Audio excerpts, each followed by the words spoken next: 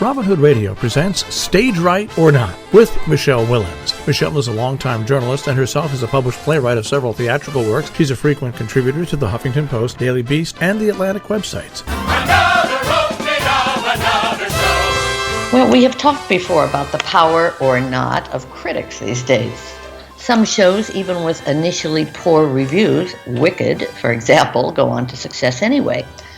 I certainly don't expect that kind of life with one show I'm discussing this week called Grand Horizons, but even though its reviews were far from stellar, I believe there will be an audience for it.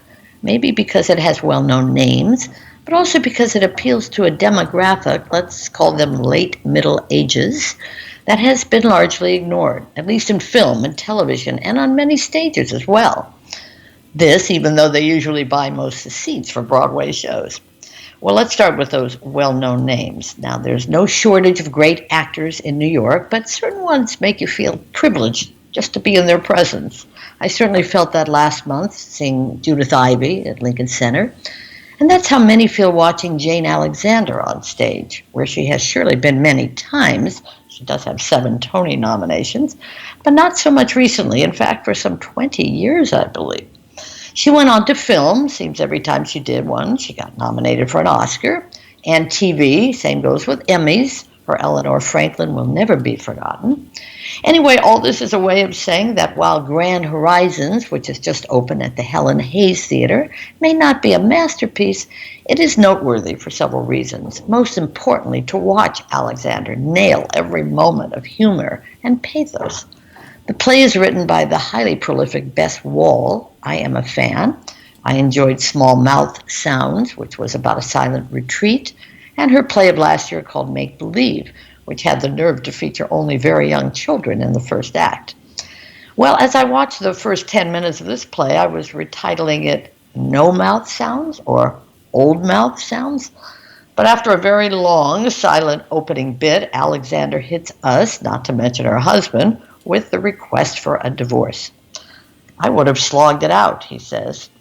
Isn't it romantic?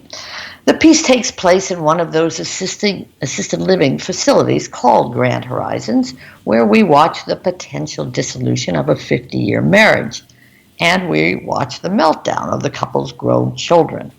Now, if that sounds like a cliche, well, it is. How many shows have we seen about supposedly adult kids having a tough time when their parents think of themselves first? Why couldn't you have divorced when we went to college like normal people, asked one.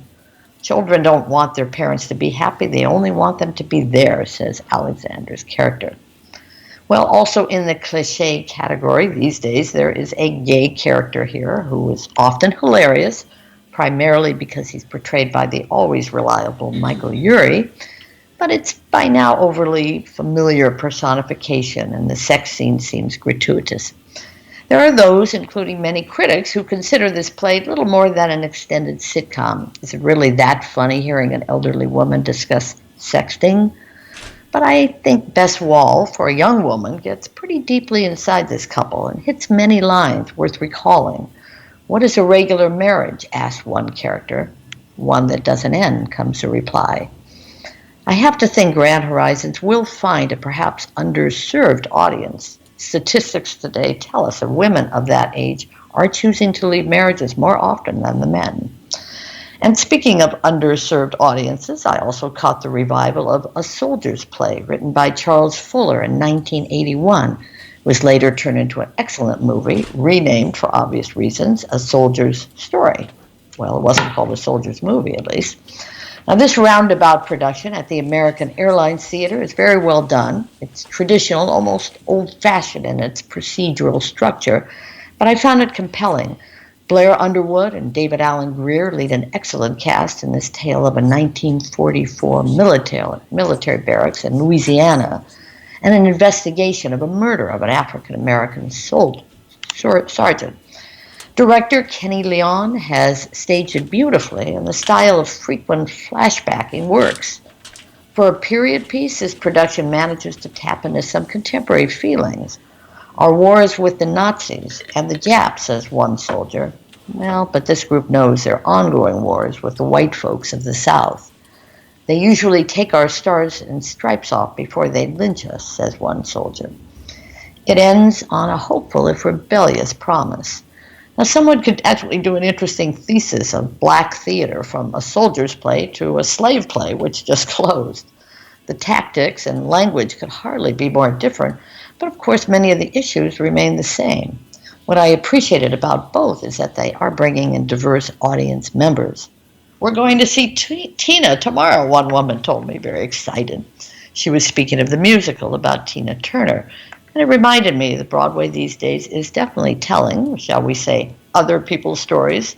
The Temptations continue to sell out most of their shows, and still to come, the life of Michael Jackson. Well, at least some of it. Now, finally, a few more notes. I'm always intrigued when I learn about unique companies and or theater-going experiences. For example, there is something called the Shakespeare 2020 Project, a local organization which is not only doing readings of all the Bard's plays in various venues, from the 92nd Street Y to personal homes, but its website is offering poems, videos, artworks, even finger puppets to help those of us, yes, myself included, who have a difficult time processing Shakespearean language. This idea has been done, albeit much more professionally, a few years back at the Ashland, Oregon Shakespeare Festival, probably the most respected one in the country. Their take created some controversy because they brought in current-day playwrights to oversee each of the plays. The idea being to break down some of that language, but many felt you don't even tinker with those plays. By the way, in an effort to avoid controversy on another subject, the Ashland, Oregon Festival has just hired what it calls a resident intimacy director. Someone to keep a close eye on all sex scenes, in particular, to make sure the actors feel safe and protected. Well, I don't know what the Bard would have thought of that. Anyway, then we have to conclude and include by including our weekly mention of the controversial West Side Story, previewing on Broadway until it officially opens February 20th. Well, this week's lengthy New York Times Magazine piece pretty much told us what to expect, in pretty specific detail, by the way. I finally spoke with someone this week who had just seen the show, and he couldn't find enough ways to express his outrage. I came to see live theater, he said, not TV. I was almost to the end, and I asked my companion, wait, did I miss I Feel Pretty? You can't tell the Jets from the Sharks. All right, enough of that. I asked him about the audience reaction. And well, he did mention while there were some folks storming out, there were also groups of young people who got up to cheer. And that's the point here, apparently. This will not be the production for those of us who remember the movie and original show well, but rather for a new generation that's grown up with screens of all kinds, whose attention span may be limited, and whose idea of gangs, well, comes in all shades. So, Jill, it will be what it will be. Well, that's going to be really interesting, considering, I don't know, decades ago I had a long conversation with a woman who was the editor-in-chief of a major magazine at that time. And we were talking about ad buyers and, the magic, the magic 18 to 25, and the desired demo. Right, so to speak. I'm being diplomatic. Anyway, she looked at me, we were having lunch and sort of laughing, and she said, so I said to the ad person, so tell me, who has, and I've told this 1,000 times, who has more money to spend on this, me or my admin? It's just, it's a reminder that it's speaking of screen and split screen and wires not crossing. Okay, guys, as who is going to underwrite, literally, like who is going to subsidize all these young kids getting to go see, and I'm not talking about the Garden to Kill a Mockingbird, I'm talking to go see West Side Story, new version. It's a good point, and it was not even mentioned in that long piece, by the way. Yeah, it's great that they're doing it for them, but A, who's going to buy their tickets? B, who's going to buy the advertising? Now that you mention advertising, Because you're there's not one thing, and once again, I'm not saying everything must be remain in stone, be chiseled. Yeah, I'm not saying that at all. I mean, there's evolution, there's life, but there's also, shall we say, certain truths held to be self-evident, which is to say, West Side Story is West Side Story. I know. It's and reimagining has Oh, gone to new heights, and this director, Ivan von Hove, is obviously famous for his that. reimaginings, and that's fine. If you want to call it a reimagining of what this isn't up to me, obviously, and better minds than mine have, of course, I'm sure thoroughly debated this. But what I'm trying to say is there is plenty of room for reimaginings. I go back to I don't know if you remember in the book world where plagiarism was called sampling, so you could just take. There